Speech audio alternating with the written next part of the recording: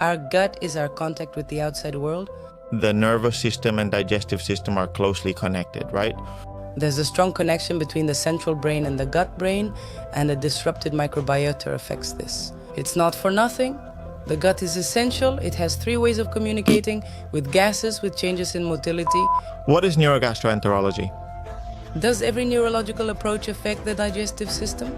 You notice it when your heartbeat speeds up, your stomach knots, or you get diarrhea. Does the patient ever feel attacked? It's the professional's fault, not the patient's, right? You. Does it? Strange question. Does this also happen with children? It depends on the person. Is that What we call functional dyspepsia? they're now called gut-brain interaction disorders. Losing this ability can lead to collagen digestive diseases, fibromyalgia, and chronic fatigue syndrome. How does the vagus nerve affect digestion? For me, it's the vagus nerve. If we learned a little to listen to what our body is telling us, maybe so many illnesses wouldn't appear. Welcome to episode 109 of Mejor que Ayer. Digestive pathology and digestive symptoms cause a lot of frustration, anxiety, and are extremely prevalent in our society. Functional digestive disorders, which are not well known, are also immensely prevalent.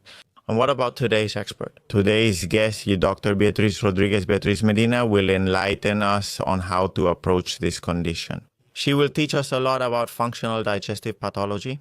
She's a digestive system specialist with a subspecialty in Neurogastroenterology, a lesser-known field. Also, what's interesting about Beatriz is that she holds a degree in psychology, and she's very interested in that comprehensive approach to functional digestive disorders, which, as I said, is a very important topic. Who hasn't suffered from digestive symptoms at some point in their life and had tests done? And the doctor has said, well, but everything is fine, right? Okay, let's see. Let's go deeper today in this episode. Okay, Beatriz, welcome. How are you? Very good, very calm here with you. Cool, right? Yes. Yes, because it's so hot. Great. As I mentioned off camera, this topic interests me both personally and professionally. First, because it's not very well known. And second, because it's something that usually gets put away in a drawer, right? It usually gets put away in a drawer. Locked away, it seems non-existent, yet we see it among our family, friends, and close circle, right? Yes.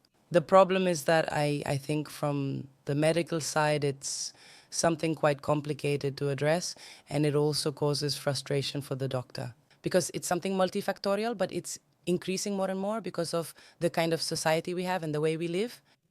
That's another thing. Much of what we feel comes from how our society functions and what we've built. And there's a phrase I read on your website from Antonio Damasio that says, the body knows what the mind hasn't realized yet, right? What does something like that mean? Well, I'm a big fan of Antonio Damasio.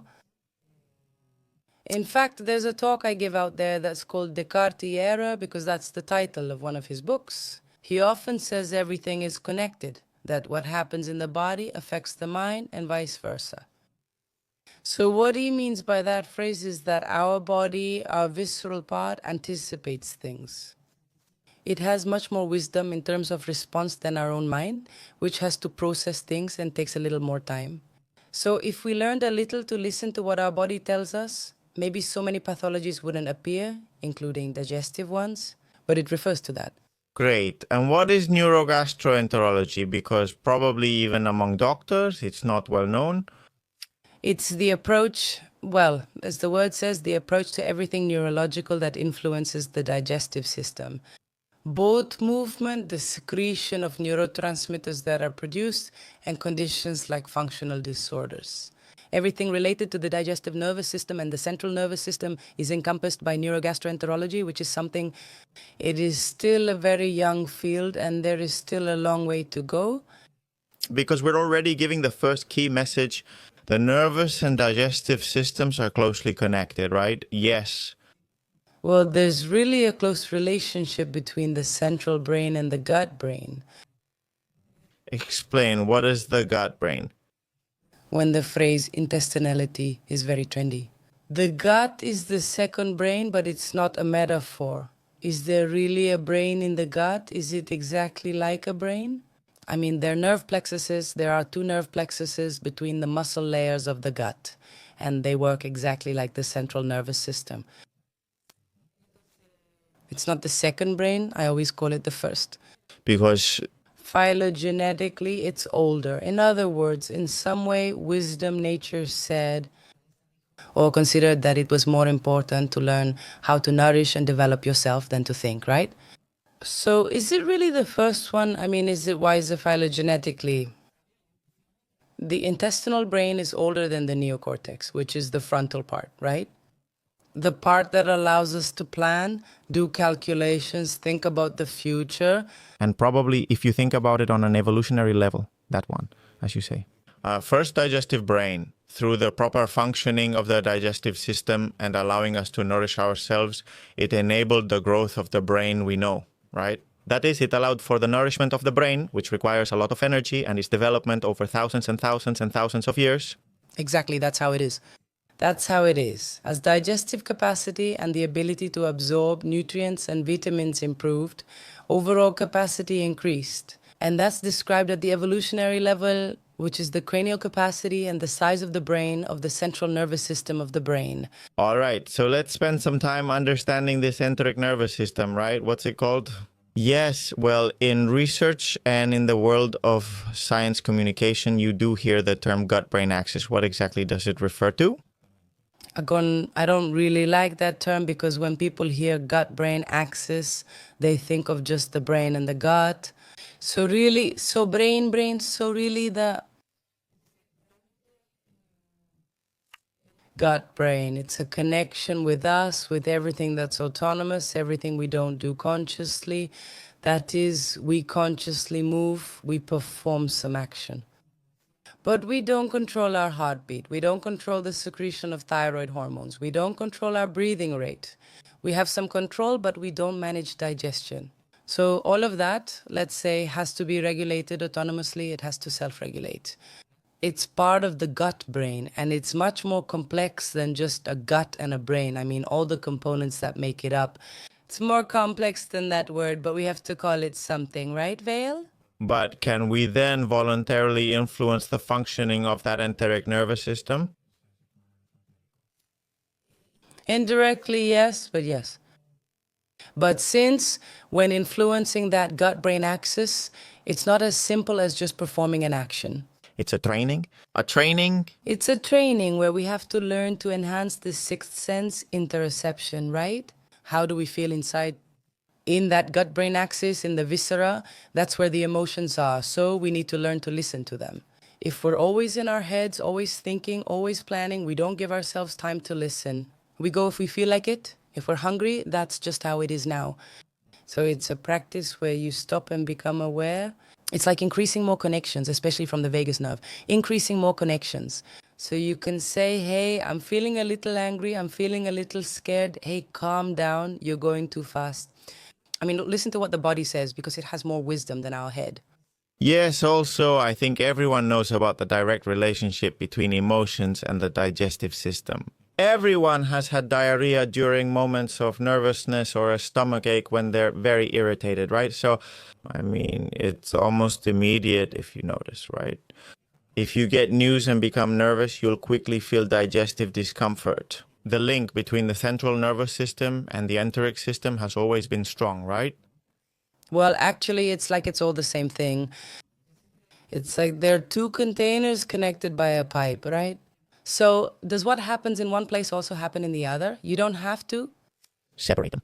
That Cartesian mindset of strictly separating things is the mistake.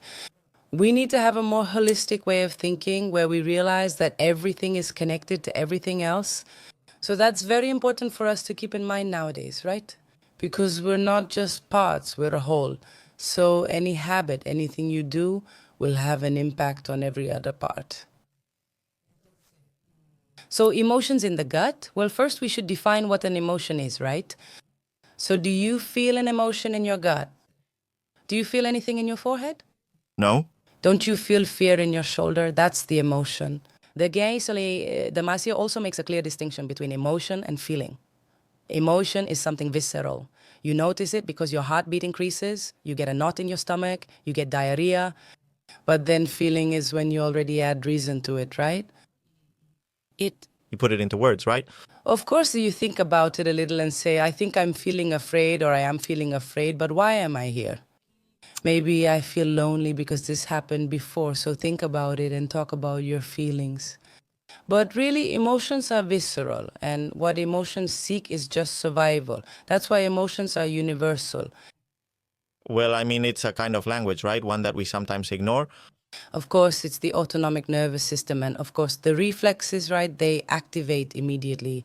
The emotion that causes us so many illnesses, which is fear, is actually a primary emotion, and it's the one that helps us survive. If you see an animal, it runs away, right?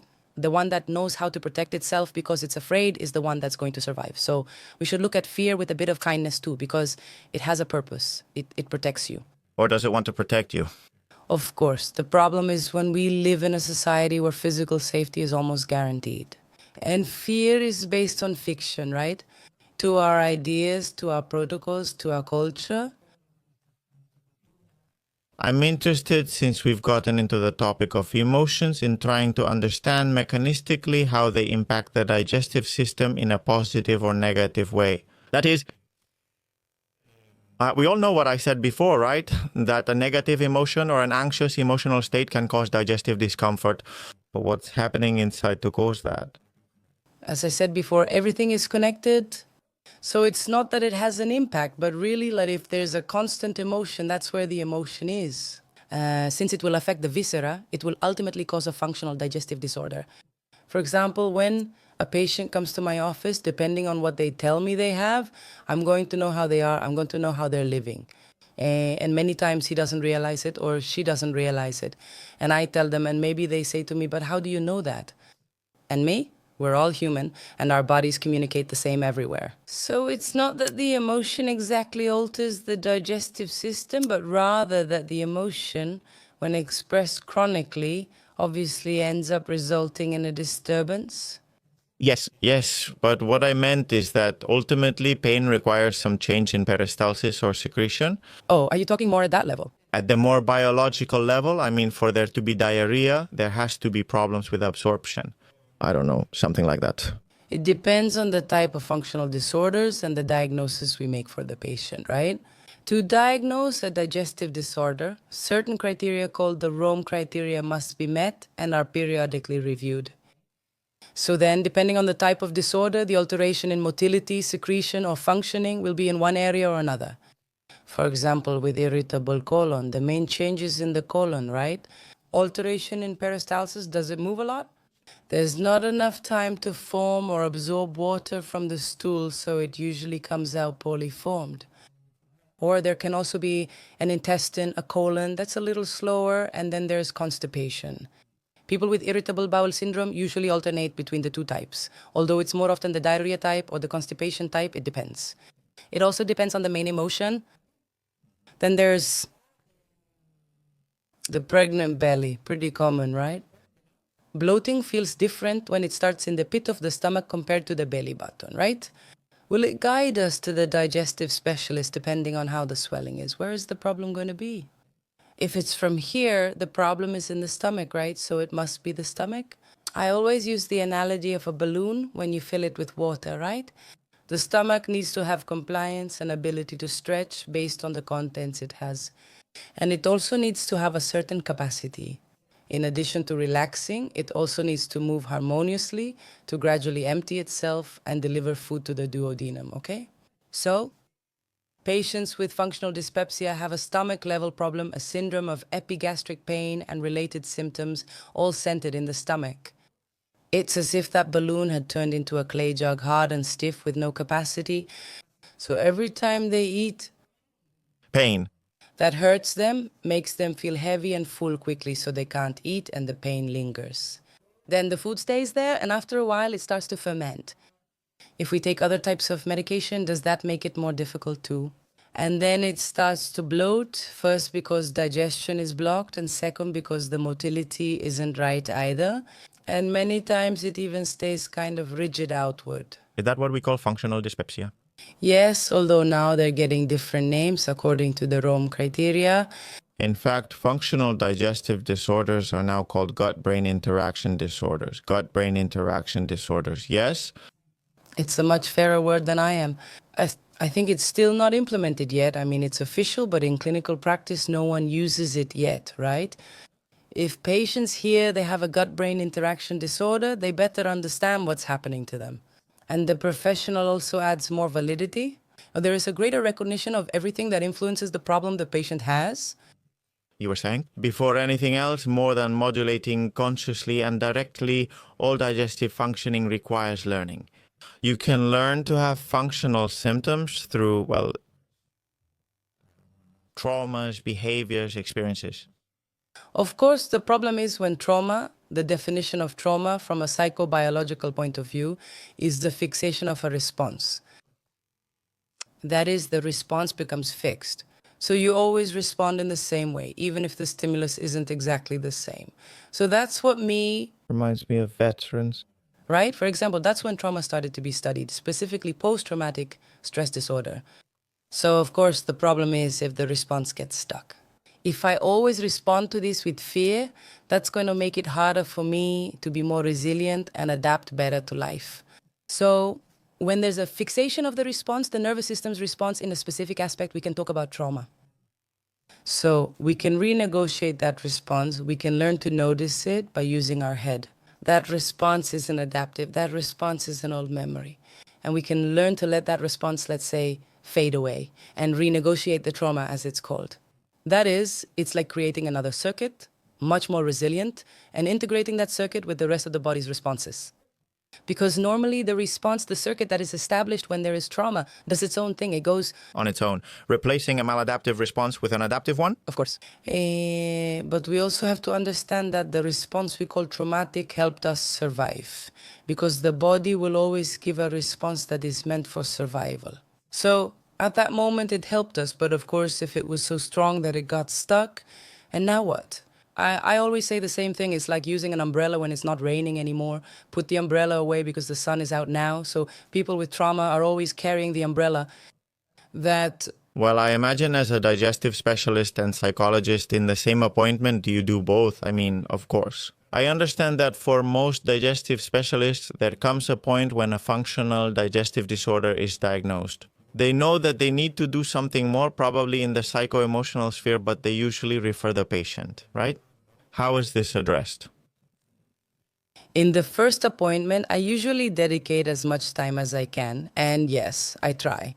I do both parts. What I don't do is therapy, but that's mostly due to management, due to lack of time. I do have a group of collaborating psychologists who mainly work with trauma. And so I refer, depending on what I feel from the patient, I refer them to one profile or another.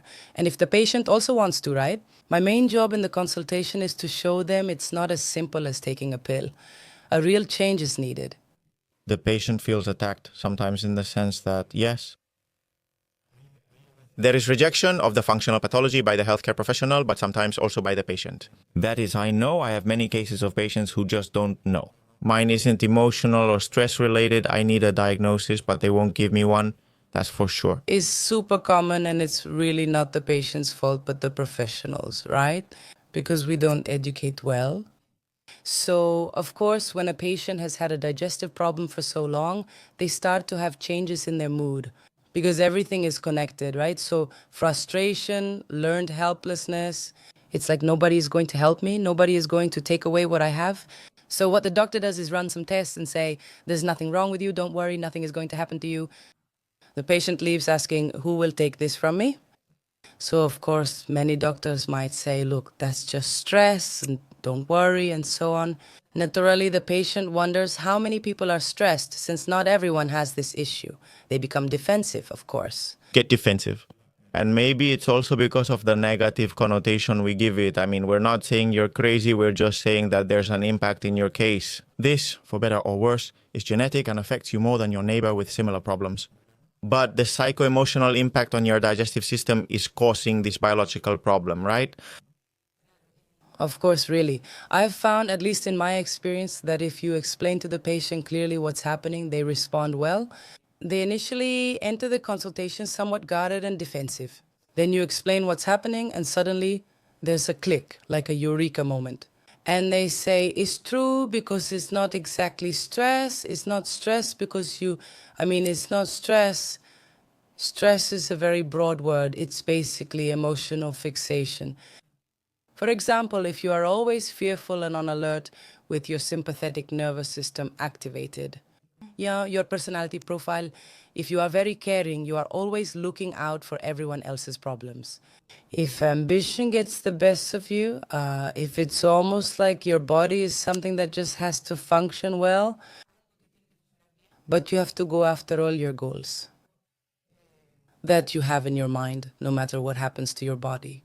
So it's a bit like, tell me what you're like, and I'll tell you how your gut is. Kind of like that, okay? What role does the vagus nerve play in digestive health? Well, for me, the vagus nerve is the king.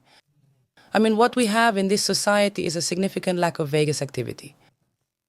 So, let's see. Well, I don't know if, for the audience, I'll explain, right? Yes, warmth. From zero and... Yes. We have the central nervous system and the peripheral one, right? The central one is the brain and the spinal cord, and the peripheral one is everything that comes out of the central one, right? But within the peripheral system, there's the autonomic one. And the autonomic one is the one that's autonomous, the one we don't have to think about for it to take care of making our body work. And the truth is that it's an incredible evolutionary advantage, because just imagine, if we had to be thinking about it, we couldn't. Now I have to fill the bladder, now I have to... So, does the autonomic system take care of all that? So, the autonomic nervous system is divided into two, the sympathetic and the parasympathetic, and let's say the main representative of the parasympathetic. It's the vagus nerve, the longest in the autonomic nervous system. It's called vagus because it wanders. Vagus doesn't mean it's inactive. People don't understand that. It doesn't just wander everywhere. It goes to all our core areas, right? It goes to the lungs, it goes to the thyroid, it goes to the throat, it goes... Let's go with A. All the organs, right? To all of them. The organs, pancreas, liver, gallbladder, spleen, everything. It goes to everything, right? So that's like the representative of the parasympathetic system. So sympathetic and parasympathetic. What does the sympathetic system do? It prepares you for action. So you decide to go running or you decide to do some kind of activity. I don't know how to assemble furniture. The body tells the autonomic nervous system to activate the sympathetic system for action, putting the body into motion. That is, it sends a little more blood to the muscles, maybe increases the respiratory rate a bit, the heartbeat increases, and the brain activity rises. It depends on the activity, right? But action is the sympathetic system. Now, anything that's not action, what is the body going to do? Well, like dogs do, right? What do dogs do when they're bored? They sleep, they make the most of their time, right? So when we're not in action, the parasympathetic system is activated. And what is the parasympathetic system? Regulation and restoration. That is, the body takes the opportunity to restore tissue so that cells can regenerate. And for eating then, everything related to restoration, sleeping, digestion, being calm, at rest, basically anything that gives security is part of the parasympathetic system. I've explained it somewhat radically. There's always some parasympathetic activity in the sympathetic system and vice versa. But to make it easier to understand, it's better to think of it this way, keeping in mind that everything is a bit more complex. So, of course, the vagus nerve is the main one when it comes to the parasympathetic system. So imagine if you eat quickly while rushing because you have to go somewhere. Your body is in the sympathetic state. But the vagus nerve, which is the one that has to start digestion, isn't being given space. So how are you going to digest? Badly. I love that you said dogs make the most of their time by sleeping, because I think that's what's missing at a social education level. It seems like resting is a waste of time. And I love that you said they make the most of their time. Because if not, when do you recover? Regulate your body. Of course, we don't just regulate by sleeping, and nowadays, for many people, sleeping is actually quite complicated. They sleep lightly, struggle to fall asleep or wake up early. So restoring the body is everything. It's about restoring nutrients, tissues, and repairing inflammation. At the nervous system level and in social connection, feeling safe. So if we have a pleasant, calm conversation, soft, that's also vagal, okay? It's the ventral branch of the vagus responsible for social connection. It's what makes us social beings. It's what gives us safety, being calm, being in community. Social connection activates the vagus nerve. That's great. The ventral branch of the vagus is social connection. In fact, when you start, you've done it yourself, right? When I got here, you started talking to me like, how are you? Were you tired when you arrived? That's social connection.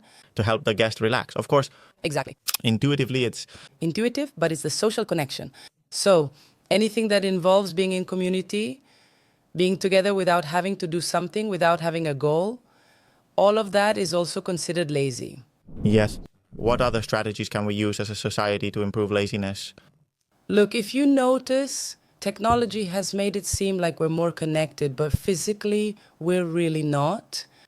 I mean, you can have, well, since there's WhatsApp, Telegram, and social networks, you can be connected with many people and keep in touch with a lot of people, but the connection isn't fully real. So, of course, since you rely on that, people meet up less, they live less of a real life, real with their bodies, with their bodies. It's all from the mind. So, of course, what can we do speaking socially to activate the vagus? Do more things together, face to like it was. That was 50 years ago. Our parents, the neighbors, everyone was together. They all went together. Grandpa, uncle, they all went on vacation together. I mean, all of that has been lost. They would sit by the front door with a chair to talk about anything. Hey, watch the kid for a moment while I shop. The kid already knows the neighbor well. I mean, everything was social connection. It was life in a tribe. In just 50 years, yes. And also, I think digital connection is a substitute for most of that connection. If we did both, that'd be fine, but I think people are replacing real connection with digital. And that's where the problem is, right? Of course, what is it? Is it? Well, look, I'm not against technology. The thing is, it's such a powerful tool that we don't know how to use it. So it's very tempting and very convenient. And our society, which teaches us to be more and more productive and to do everything faster, to keep achieving goals, right? It seems that having more goals increases our dopamine and happiness. But is it really a double-edged sword? So what about the issue of social media where the body isn't present? What encourages dissociation? Dissociation? Explain this concept. Dissociation is, look, our culture, our species as human beings, as Homo sapiens, has evolved more and more to become increasingly dissociated. Dissociation means disconnection, right? Explained like that? Yes. Simple. Like you basically disconnected from the body. I mean, I'm so much in my head, in my thoughts, in my ideas, in my goals that I don't realize what's happening in my body. Okay. So if we keep making connections and everything more and more from the mind, because in the end, digital is mental. Yes, you, from the digital, you can't smell, feel, or connect with the person in the same environment or share the same sounds of that place. Yes, I mean, it's purely mental with no physical connection. Yes, it encourages mental rumination and cognitive work instead of being present in the moment, right? Exactly, it doesn't benefit the body. So, of course, we're not just the head, we're head and body, we're everything. So, if we're dissociated, autoimmune and psychosomatic illnesses start to appear more and more. Why? The body communicates, but we often don't understand it. So, we rush around blindly, and new illnesses keep appearing and spreading quickly. Okay. So I see that first, social contact. We need more social contact, whether it's friends, family, whatever people prefer. And then to better connect with your body, emotions, and visceral side. Exactly, we really need more contact in general. That is with all the senses, with all 5 senses, and with what our body tells us as well. It's just not the same talking to you on FaceTime or video call as it is in person, right? Of course, we're sharing the same space, there's the same light, the same energy, let's say. The body feels that, yes. I mean, the body feels it, even if we don't realize it. That's why, as Antonio said, the phrase you mentioned earlier fits. The body knows what the mind hasn't realized yet. So the calm, the tranquility that you feel when you go maybe to a hotel or a house, all of that is told to you by your gut. Your body tells you don't share that in a video call. So social connection isn't really social connection, it's just a connection, but complete. Yes, of course. Complete in person, where I can touch you, shake your hand, pull you to go over there. If I were checking WhatsApp on my phone now, that's not what we're after, right? Of course, yes. Yes, connection. Okay, yes. Any other strategy that is useful at the population level to improve vagal tone? Well, the second part that we didn't talk about, well, I didn't talk about it much. It's about listening to the body, right? It's hard to listen to the body. When you're so trained in the sympathetic inaction, in what you're going to do next, in what you're going to do after that, it's very difficult to listen to the body. People aren't even thirsty or hungry. I mean, no. In consultations, I see it clearly. My patients teach me a lot about what happens. I learn from them. It's just that everything I know because of them.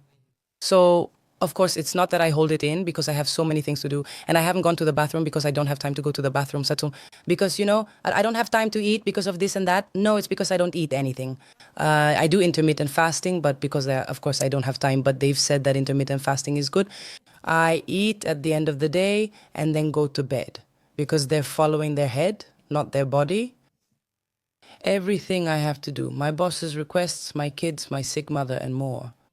So listening to your body isn't easy because if you have a military-like training, you're almost always in the sympathetic state. When you're going to stop, for example, to listen to yourself, for example, by meditating, people can't, they get nervous, you have to meditate, you have to do yoga, I just get so nervous. I prefer something more intense. I've heard that a lot.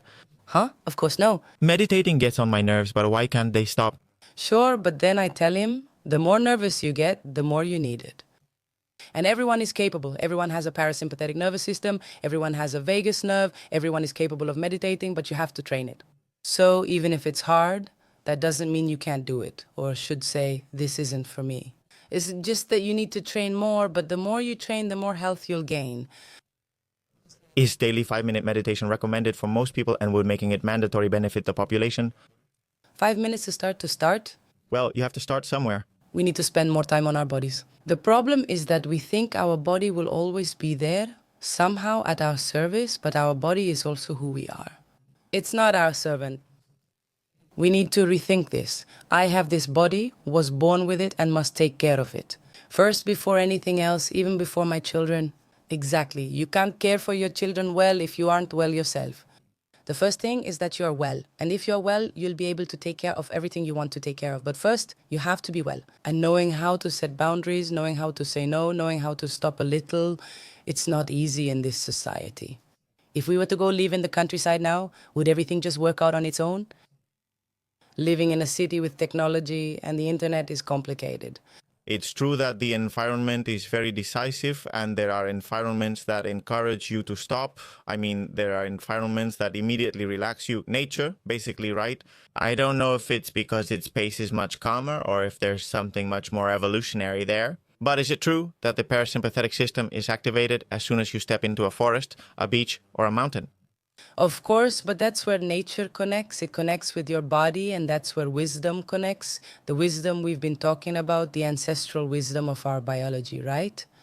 So nature, the sound of birds, the gentle breeze, the green of the trees, all of that is familiar to us. Not in our daily lives, not consciously, but our body knows it. When you go out into nature, which you should do more often, without any effort, you will relax, you will regulate yourself, and you will come home. And if you're not able to judge yourself like, oh, I wasted my time, why didn't I do this? If you don't judge that moment, you'll handle that week much better. It's that simple, that simple. What happens is that we don't go out into nature. Social and nature deficits, that's 2 already. Having an animal helps a lot to connect with your body, because with an animal you connect in a nonverbal way. So you engage less cognitively and focus more on body signals, right? Like, what might it be telling me? Is it hungry or not? So it puts you a little more in your body. You have to empathize with it and understand it. So animals really help you stay in your body. I'm going to ask something odd. Is it the same with kids who can't talk? Yes. No, the ones who don't talk, and when they do, they're still little. When they're not yet very conditioned by our code's minds, by the minds, well, really, many, right? When they go through that stage where it's the child's clash and all the changes, the child is able to bring out that inner adult child, right? because you have to start doing things and connect with him when he's a baby, even when he already walks. You have to bring out things that go beyond the mental, because the child, until he starts talking, isn't able yet. Even when he talks, he's still not able to have a linear concept of time. He doesn't know what was yesterday or what is tomorrow. He doesn't understand. So he lives in the present and is where he needs to be. Envy? Of course, he is where he needs to be. Now he cries, and the adult may feel overwhelmed, but soon he's laughing and it's over. I mean, he is what he is. He is just himself. So does our body somehow notice that? And what about a baby? A baby? We must try to understand nonverbal language, but a baby is different since they're just beginning to communicate with the world. So that's where the baby is, fully engaged, learning everything. It's the first thing a child learns, right? Is their autonomic nervous system self-regulating in the first 3 months? But it's different. It's different. It's all interesting, right? Are neurotransmitters produced in the gut? Bet. Yes, a lot. I mean, the gut is literally a brain. There are places, well, the gut, where? Well, most serotonin is produced in the gut, but that serotonin doesn't reach the brain, okay? But through the vagus nerve, it regulates the activity of the central nervous system. I mean, it regulates the vagus nerve peripherally, but it doesn't go up, it doesn't cross the barrier. Yes, there, look at the vagus nerve. Remember, the vagus nerve goes all the way up here and carries 90% of the information. It's afferent, meaning it goes up. That is the vagus nerve. Its main function is to gossip. To gossip about what's happening here and tell those above, right? Yes. Yes. Does it have any information? About 10-15% goes from above to below, right? To inform or give orders, but mainly to tell superiors what's happening below. Because it's super important. Okay, so the serotonin that's produced in the gut, which is 90-95% of the body's serotonin, goes to the central nervous system. But through the regulation of the vagus nerve, through the information that the vagus nerve carries, but... Not because it passes directly? No, it's that I produce serotonin and it crosses the blood-brain barrier. Yeah, but anyway, it doesn't matter. It's the same, it's the same, it's the same and not. The most important thing is to understand that everything is connected. The most important thing is to understand that a happy gut is a happy mind and vice versa, right? If the mind isn't happy, the gut doesn't get better and it's all the same thing. Then dopamine is produced, gamma-aminobutyric acid, all the neurotransmitters are produced, also the gut in addition to that. I always say that besides being a brain, it's a heart, right? Because it has some cells that are exactly like those of the cardiac pacemaker. It's the intestine's pacemaker. The intestine does a lot of dances. It has many types of movements depending on whether you've eaten, if you're fasting, depending on what you've gone through. So, of course, all of that depends on the cardiac pacemaker. Ramon y Cajal said they were neurons and exceptions to the rule, but later on, it was found that no, they were muscle cells that were connected by the gap junction. The tight ones, right? Exactly. Yes, okay. There's also a lot of talk about leaky gut, right? Intestinal permeability, what role does it play here? Well, how is it related? The functional disorders you treat with intestinal permeability and microbiota, for example. Let's see, really. Earlier, I didn't explain what the gut-brain axis is, but now that you mentioned the microbiota, I'll tell you.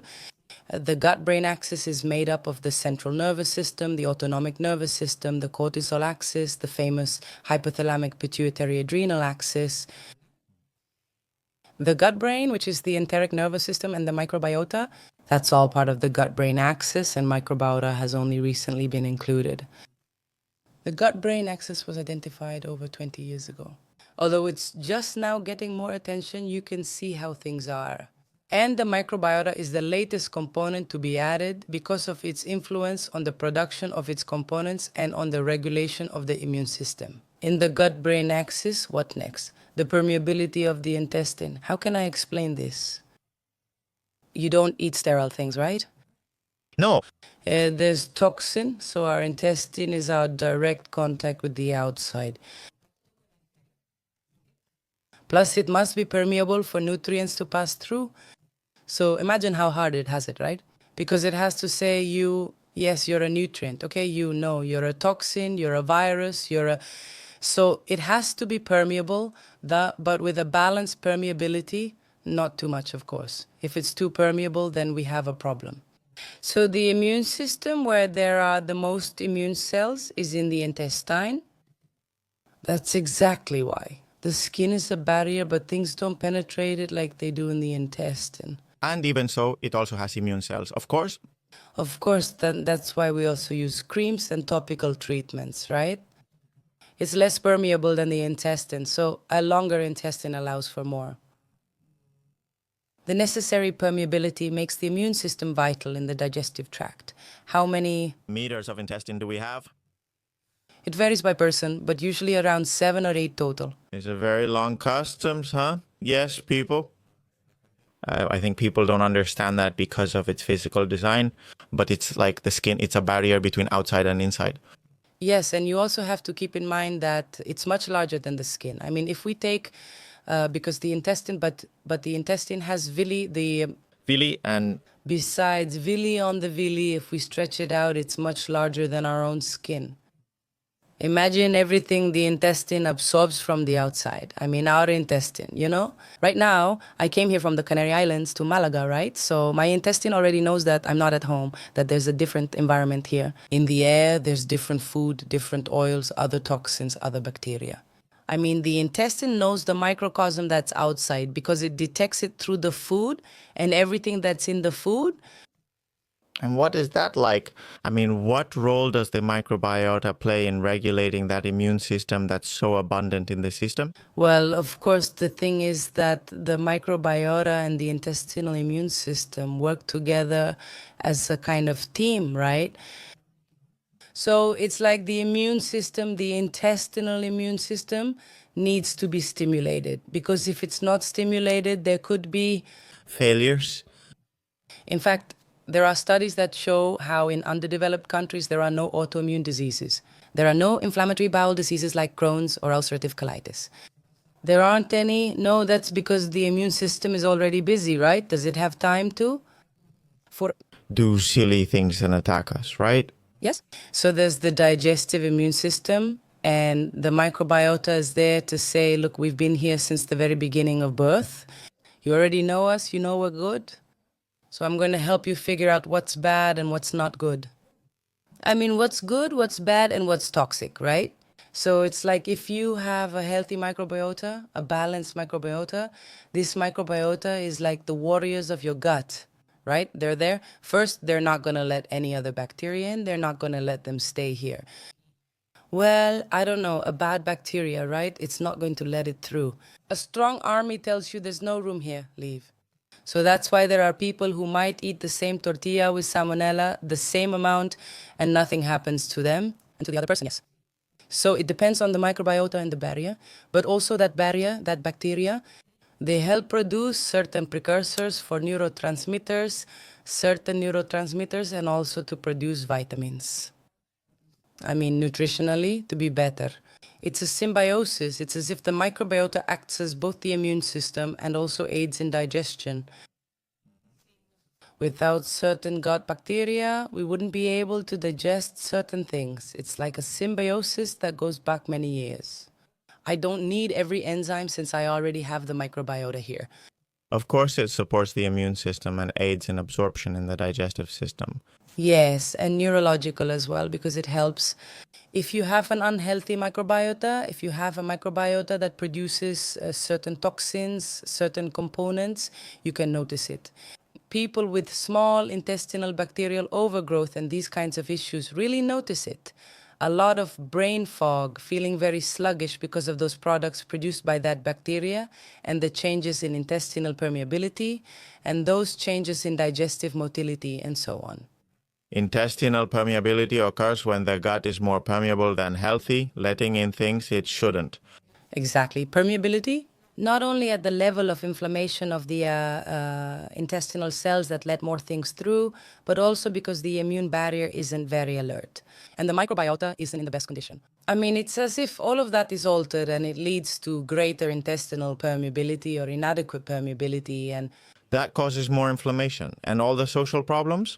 And all because of that. Digestive problems are related to migraines, joint pains, sleep disorders, and mood disorders.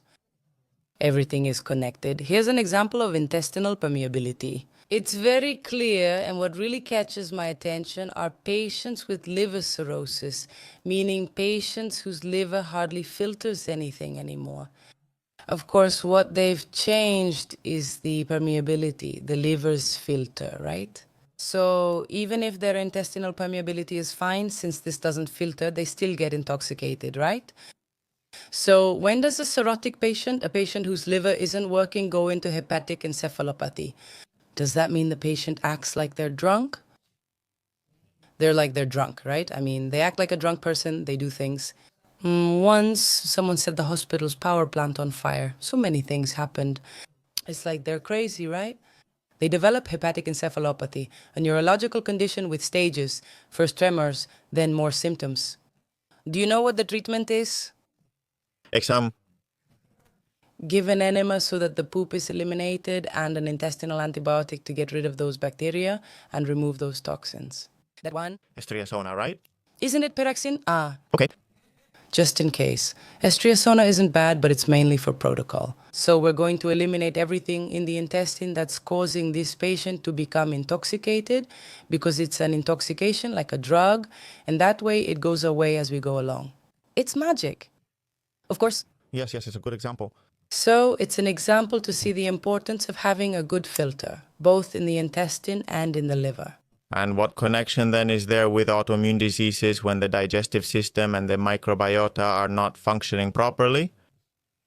Well, let's see. The immune system, as the word says, is a system, right? But does it work?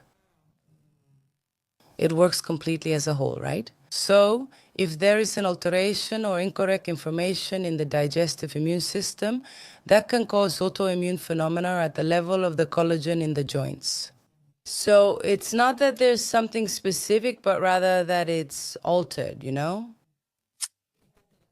Autoimmune issues, allergies, and intolerances all stem from an immune system that can't set boundaries. Remove filler words and redundancy, keep key ideas about boundaries and distinction, preserve original perspective, avoid adding or inferring content, ensure grammatical correctness. So the digestive immune system has to be able to distinguish between what is okay and what is not. So when that fails, it fails for everything. It fails and causes allergies because an allergy is reacting to something as if it were a virus when it's really not harmful at all. Having allergies, intolerances, or autoimmune diseases that attack your body. So more than anything specific, the immune system just has to work properly. If it works well, it will distinguish what's bad from what's good. Yes, autoimmune diseases are also linked to emotions and emotional states, right? Or do you see a lot of worsening of autoimmune diseases during adverse emotional states? That's all tied to the gut-brain connection. When the gut-brain axis isn't working well, issues arise. That is when the person loses the ability to self-regulate. Self-regulation is when the gut-brain axis can function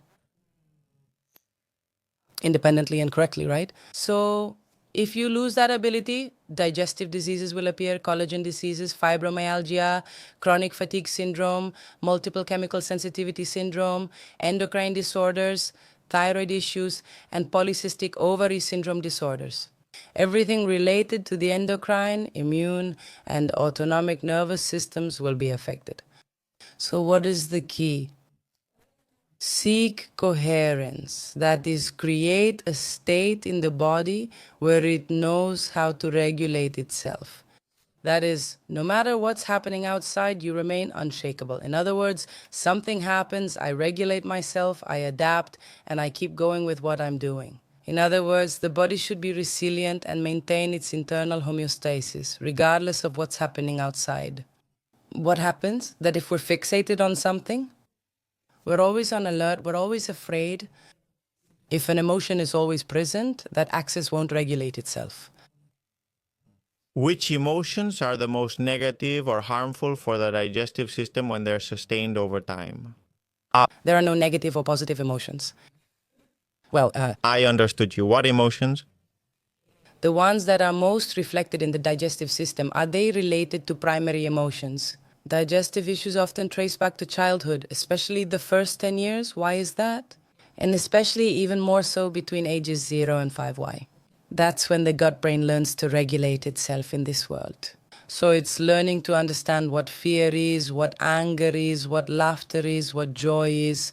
So it's learning to regulate all of that. But if something happens where that circuit stays longer in one emotion, mainly fear, but after fear, others come too. So then, is it going to affect the personality? The traits of personality in adulthood, and therefore the appearance of a digestive problem. So then, later on, as adults, when we have a digestive problem, instead of getting angry at the intestine and saying, and this is never going to go away, you have to look at it with kindness and say, what are you trying to tell me? What are you trying to tell me that I'm not doing? What am I doing wrong? It's about stopping and seeing what's going on, and really, if we dedicate time to it.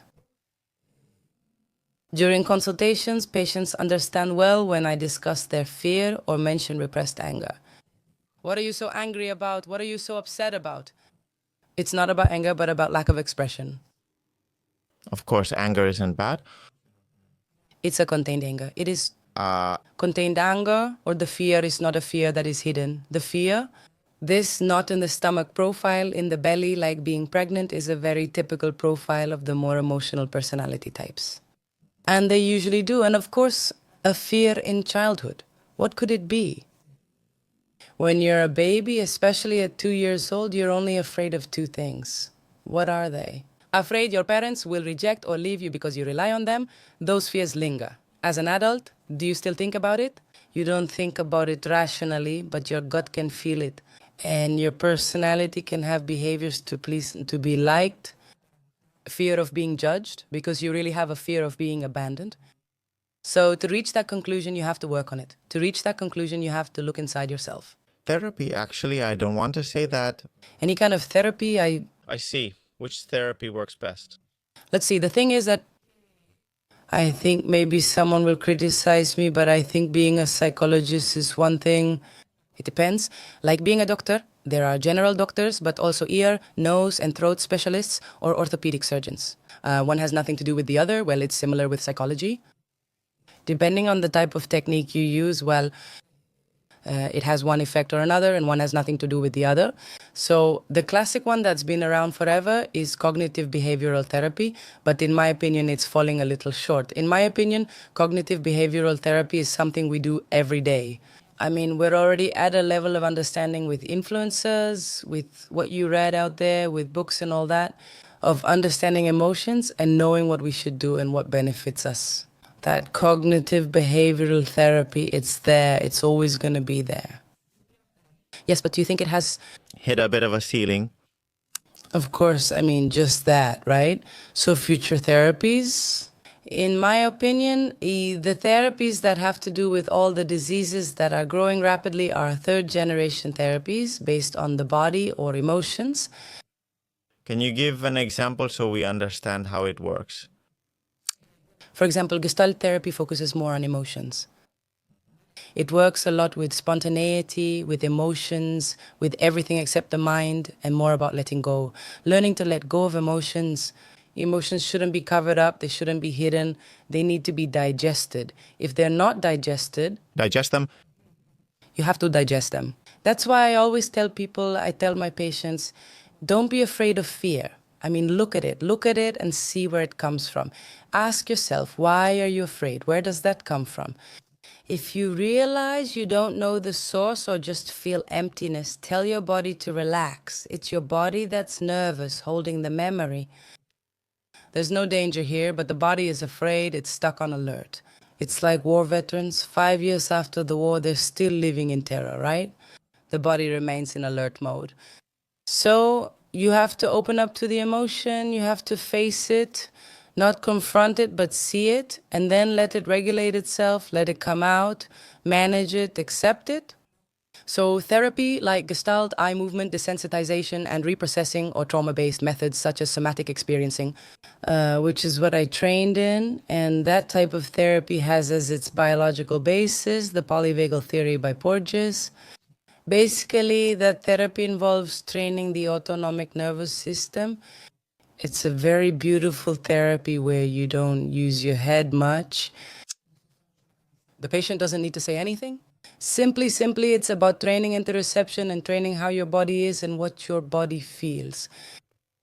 And I assume that also means improving other lifestyle factors that affect digestion, right? Such as nutrition, sleep, and physical exercise. I don't mention those things since you've already discussed them a lot. It's easy. But people come to my office and say they're very frustrated, right? That's a problem, isn't it? Very frustrated because they say they're doing everything right. I avoid wheat and certain foods, fast, exercise, do yoga, and meditate, yet I still feel just as bad. But these are supposed to help. But what about the inside? What about your emotions? How are you? How are you living? As I always ask, what are you afraid of? Or are you ever in the present moment? Or do you take care of yourself in Some moment in. I often ask my patients, how much time do you spend each week in the present? Focus on self-care for yourself, not just to check a box or complete a checklist. I exercise because it's good for me.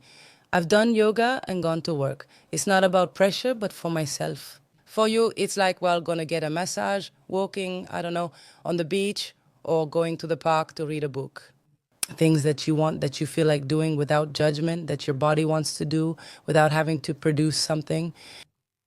And people get stuck. Of course. And I imagine that's why diagnoses of irritable bowel syndrome, small intestinal bacterial overgrowth, abdominal bloating, and dyspepsia have increased so much. Which is the most common? What do you see daily? Irritable bowel syndrome is common, but I think it just has more notoriety. I think the most common one is epigastric pain syndrome or abdominal bloating, which are related to this part of the stomach. Those are the most common ones. Yes, tell me. Weren't you going to ask about small intestinal bacterial overgrowth? Now it feels like everyone has small intestinal bacterial overgrowth and everything is related to it. What is small intestinal bacterial overgrowth and what isn't small intestinal bacterial overgrowth? Is it really good? How much so? Is it related to today's topic? Well, I really appreciate that question because a lot of people come to my office and say, no, doctor, because I'm here because I think I have small intestinal bacterial overgrowth because my friend had the same symptoms. And I always tell them the same thing. I say, look, the gut is basic. It has 3 ways of communicating: with gas, with changes in motility, and with changes in digestion. Repeating the same thing to you won't cause different problems. All guts sound the same, but not because they speak the same way. Is it due to Helicobacter pylori, small intestinal bacterial overgrowth, or something else? Do you understand? People get confused, right? But what I would really like to make clear is that if you have small intestinal bacterial overgrowth, it's because there's something behind it. A change in the microbiota doesn't occur without a reason, though sometimes it can just happen. If you went to Thailand for a month or you took antibiotics for something else for a long time and it affected you. But normally patients can easily associate those things because there's the problem and then the damage, right? It causes consequences. Exactly. But most SIBOs are the result of a motility disorder, meaning an intestine that doesn't move properly. And What happens when it doesn't move properly? Do the bacteria overgrow? Of course, right? do they progress? I always give that example. It's like, imagine a river, right? The water flows and it's crystal clear, really nice, right? We build a dam and the water becomes stagnant, right? So what happens to the water? Well, it turns green ugly. Well, more or less, that's what a SIBO is. That is, what happens is that if the movement isn't correct, it's not just that the intestine is stopped, but the movement of the intestine itself. It has to move forward, right? And it has to go at certain rhythms. It moves forward, but sometimes a wave goes backward or it becomes distended and stops. These are examples. There are many things, many motility disorders that cause a SIBO. Of course, besides the motility disorder, obviously if you eat poorly, all of this, if there's a lot of stress, but especially the motility disorder. Because really our intestine is so wise that it's able to be fine even if you eat junk every day and don't exercise. If you're well regulated, you know what I mean? That's why there are people who have pretty bad habits, but they're quite happy and pretty. Yes. That even, I think it's easy to notice in yourself that with the same meal, a heavy meal, like a plate of fried fish, can be aggressive for the digestive system. Depending on the day you eat it, you can feel very different. You can digest it very differently. That's why when people ask if they can drink alcohol, I respond by asking when they drink it. They say no. On Fridays, when I see friends or go out with my partner, I have a glass of wine and tell them to have 1, 2, or 3. But why? they're socially connected and happy in that moment. I've worked already. Now I'm just resting here, relaxed. Feels like freedom, right? So in that moment, allowing yourself that time does you more good than a glass of wine. So that's something to consider. And what about someone who's always checking the clock, always looking at the time, everything they have to do? When you spend a few hours not thinking, not setting rules for yourself, just being free, you really appreciate it. Yes, It's also about the context in which you receive food. of course. And then depending on how you are, if you've been very nervous for a week because of something, you have a project, you have a lot going on, or something happened to you, well, you're not going to tolerate the same things. And so, of course, Can constipation also be a functional disorder? Yes. constipation is considered one of the functional digestive disorders or gut-brain disorders. And of course, it's much more common in women, and it's a chronic constipation without any clear cause to explain it. And is there any kind of psycho-emotional explanation, any personality pattern or something that you notice in your patients that you would mention? Is functional constipation related to this? Well, look, constipation, which is much, much more common in women, is also very much related to the hormonal aspect. Whenever a woman has constipation, you have to ask about it. I always do, you know. But there, with more insistence, I ask if she has had children. If not, what her periods are like, if they're regular, if there is premenstrual affective syndrome. If not, all of that, you know. Because that area greatly affects all things hormonal and sexual, right? Sex hormones, it influences constipation, but also constipation is usually typical of personality types who are very controlling. They are people who control their emotions a lot. I always say, imagine sneezing with your eyes open. You can't. Your eyeballs would pop out of their sockets, your eyes out of their sockets, yes. So if you have an emotion and you control it, I mean, if you're always controlling what you feel in your day-to-day life, and you're always putting on a mask or a disguise of what you have to do so that everything is okay, you probably have a greater tendency toward constipation. All right. It is. Very typical of women. Yes, I remember that statistic, but it was like 9 out of 100. Yes. Yes, something like that. All right. At the level of being good at giving, I know that your patients, those who aren't aware of the connection between emotions and digestion, they're going to ask you for solutions.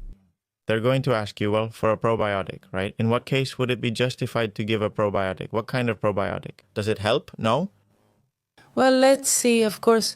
First, you have to see what's happening to the patient. The first thing is to really see what's going on with the patient and try to understand what's happening. Not just what he or she tells you, but what's happening to the body. Patients often believe one thing, but something else is actually happening.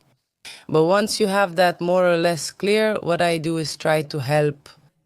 If you help from here, that person will have more strength to face what they need to, right? So I first look at what's there, then I help. But the most important part, which is in the middle, is to psychoeducate the patient and tell them the part they have to do themselves. Because what's the point of me giving you whatever I'm going to give you? If you're going to keep eating while standing up in 5 minutes, while taking your child to daycare or driving, I don't know how old he is. I mean, I try to make the patient aware, or I try to help them become aware if they want to be. It's up to them to decide. And I offer help, you know? Help. Some kind of therapy to help you learn how to regulate this gut-brain axis and to have a little bit of awareness that your body is also you and to pay attention to your body, right? In the consultation, I help based on the person's specific problem. Most people have small intestinal bacterial overgrowth, but probiotics aren't the answer. Remember when I mentioned the microbiota? They're like warriors guarding the area saying no one gets through. So when I give a probiotic, it just passes through. No, he says. Usually you need to do some cleaning, which I often compare to preparing a piece of land. If a piece of land is covered in thorns, you can't plant anything there, right? First clear the land, then plant what you want, and after planting. You have to keep in mind that not just any probiotic will do. I mean, there are probiotics, there are multi-strain probiotics, there are single-strain probiotics, there are probiotics that have proven to be effective. Some are for this, some for that. So you can't just take any probiotic. At the pharmacy asking for a probiotic? Probiotics are beneficial, take them. Let's be sensible. Usually when you travel, have you gotten sick or have you taken antibiotics? A generic probiotic with many strains and a large number of millions of units is fine. But for something specific, it's different. Can you think of any very common myth about disorders, about functional digestive disorders from patients? Yes, the myth is that patients may believe their problem is going to be cured. Like when you have high blood pressure and you just take a pill, just like that.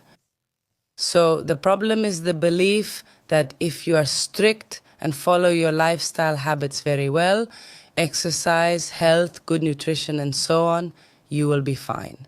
That's the biggest problem. And that's fine, but there's something missing inside. There needs to be awareness. Yes, and I know it's not easy. I wish I could say something else. I wish I could say I don't know. Breathing 3 times at night solves everything, but is that really the solution? What I always tell my patients is that when you learn to know who you are, with everything, with your light, your shadows, with everything inside you, to peel back layers and discover your core, you're really going to have a much better quality of life. You'll have a much more honest life with those who are with you, with your partner, and with the people you work with your job, with what you do in life. I think it's not just about digestion, it's for life overall. And from the medical professionals in general, let's say, is there any myth or misconception surrounding functional digestive disorders? Well, doctors tend to have a personality that is quite demanding of themselves. It's hard for us to set boundaries. We endure a lot, we dissociate, we're pretty dissociated, poor us.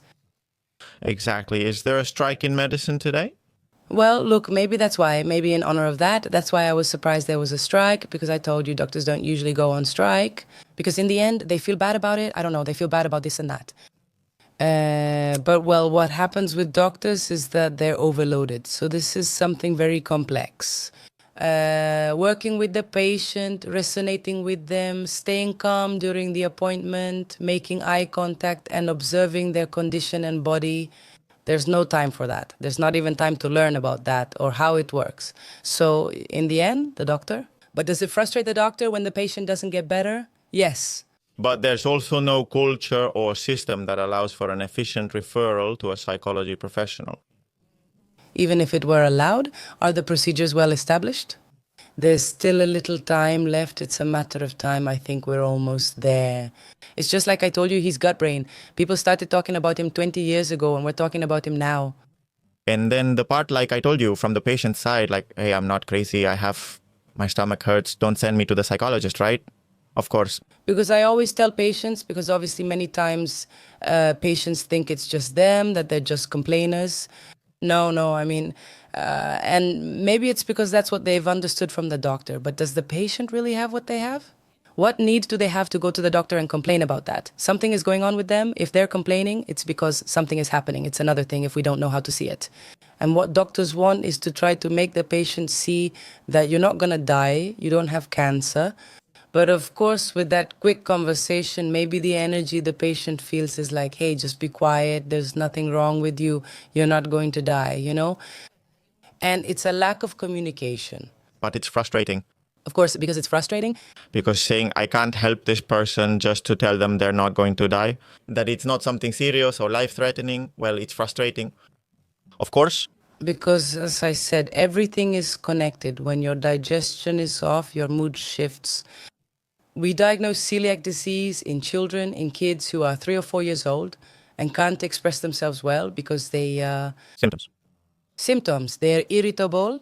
The mother wonders why they're crying and acting this way. We'll see what happens, because maybe the child still doesn't know how to say what hurts or what's wrong, and that's why they're irritable. So does your personality change? It's a nightmare to have digestive symptoms every day. It's a nightmare, and only those who suffer from it know that. And even though it might not be life-threatening, it definitely affects your quality of life, no doubt about it. Of course. We're at a point, thank God, where we've reached a certain level of... If you look at Maslow's pyramid, at the level of discovered needs, we have physical security. But now what we might need to focus on more than producing and doing a lot of things is quality of life. Being at peace with ourselves, having coherence. Of course, to start Wrapping up, and as a prelude, for example, a patient who has this problem and is looking for help, since you work in this field, what would you say? What are 3 initial recommendations you would give to someone who is listening to us? Anyone worldwide with digestive symptoms, whether functional or not, would need to be studied. How would we start? 3 things. 3 or as many as you want.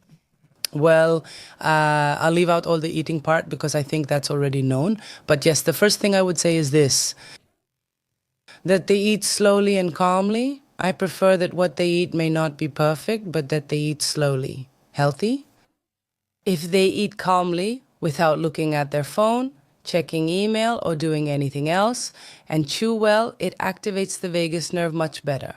I always say the stomach doesn't have teeth, the teeth are in the mouth, and you have to eat slowly so that your body doesn't think you're on alert and in fight or flight mode, but instead that you're calm. So that's the first thing, eat slowly and calmly, okay? And find a way to do that. Then the second thing I would tell you is that at least 50% of your time, try to be present. It's a lot, huh? 50 already. But we're not machines, we're humans, we're mammals. If we want health, that's what it takes. I've already said it's not easy, but we need to look for that. What helps you stay present aside from meditation? Yes, huh? I moved to the countryside. You went to the countryside? Me? I moved to live in nature, in a house in the center.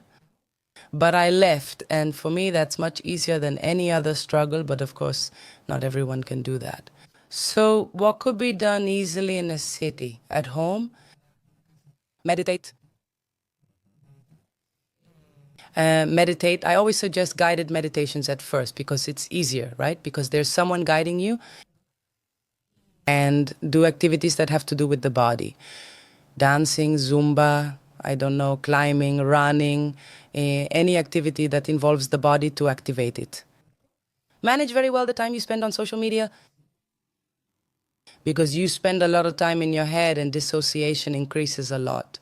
And I know that we know it's a drug, that it's pure dopamine, but you have to detox from that a little bit. The less you use it, the more your body adapts to need it less. Don't we realize all the fantasies our minds create with that? And does it raise dissociation or disease risk?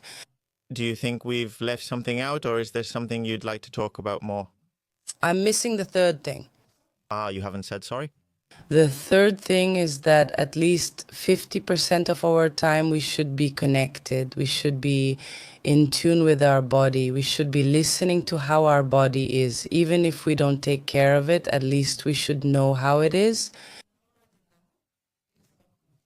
For example, if I've had a crazy week, I should be aware that my body is telling me that this isn't good, and I should know that this isn't good for me. That I have to set boundaries at some point, even if it's just being aware. I'm not even talking about finding solutions. Yeah, just knowing that you're going like downhill. Like a chicken with its head cut off for the whole week. Exactly. At least 50% of the time be present, at least 50% of the time be in coherence, not just in your head, but in your whole body. And eat calmly and slowly. That alone would be a big improvement. But it doesn't depend on medicine or doctors. It depends on the person and sometimes on a social environment that can lead us astray. The fact that functional disorders have increased so much. I'm aware there have been more diagnoses, but I believe the actual number has increased, not just the diagnoses. No, it's crazy, but it will continue and it will become part of normality. That's why, look, what I might have left unsaid is to thank you for trusting me to share this. Because maybe what we need is more information like this and a bit more culture. More than validating goals, challenges, and so on, it's really about validating self-care, giving yourself time, not judging. There's so much judgment, like she doesn't do anything, she doesn't do enough, or you're wasting your time. Yes, probably also allocating resources to research this part of your specialty. Well, it's your specialty, but it could be part of all specialties. In fact, there are functional disorders, exact disorders. Sometimes, as I mentioned, they're boxed in because they make us uncomfortable or frustrated. It's like, no, we don't like it, but we have to. The realities are increasing, the realities that need to be solved for the person, because medicine exists to relieve human suffering. And I don't know if we're doing it or if we're providing the resources. It has to be a paradigm shift. I mean, technology and advances in medicine and pharmaceuticals are already very big, very advanced, and that's great. But let's say that's the tangible part, the macroscopic part, right? For that, we've already achieved great, great milestones, right? But for this, which really has to do with quality of life and the way society is now, in today's society, we know nothing. So society dictates what medicine has to research. So if societies... Remember our earlier conversation? Just 100 years ago, less than a lifetime, there was no technology. It's wild. Has it changed a lot? It has. It's too fast. Our brain can't adapt and feels overwhelmed. Well, we really appreciate your time first, that you traveled all the way here to tell us everything you know, which is a lot. I'm sure your patients are happy to listen and grateful to you as well. And, well, a lot of people are going to get to know you too, and they might ask you for help. So we sincerely thank you for your time and for such an honest and direct conversation. And thank you. And also thanks to all the patients, because they are the ones who have taught me the most. Great. You're always welcome here and can return anytime. Thank you. Episode 109 of Better Than Yesterday. Hope it was helpful. If so, share it. You help many by sharing this important info. See you in episode 110. A big hug and let's keep empowering. Thank you.